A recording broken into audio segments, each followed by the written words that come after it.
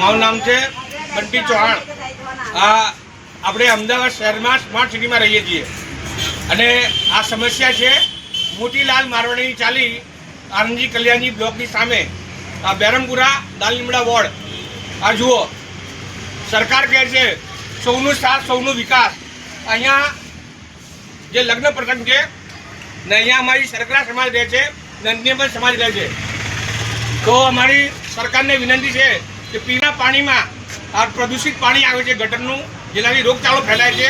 આમાંથી 2-4 જણા છે એમને એ લોકોને તાવ, ઉલટી અને ઝાડા વામી થયા છે। તો અધિકારીને અને ભારતીય જનતા પાર્ટીને અમારી વિનંતી છે કે આ ગટરનું પાણી છે જે પીવાની સાથે મિક્સી છે, અગર આ 2 દિવસમાં નહીં થાય, આજે મંગળવાર છે, આ જ ગટરનું પાણી અમે ડોલો ભરી દાલલીમડા વોર્ડ ઓફિસમાં ને એમસીની ઓફિસમાં નાખીશું। પણ જ્યારે આવી સમાજને સમસ્યા પડે છે તો રામ રાજ્યમાં પ્રજા દુઃખી થાય છે। આ સમાજના આગેવાનો નેતા બનેલા વોટ લેવા તો આવે છે, પણ સમાજને સમસ્યા પડે ત્યારે કોઈ નથી આવતા। ખાલી એમને એમનું સ્વાર્થ જોઈએ, એમના હિસાબ ભરાવા જોઈએ અને એમને સમાજની સામે મોટી મોટી વાતો કરી હાર અને એને પાઘડી પહેરવી છે એમને, પણ સમાજ માટે કંઈ કરવું નથી।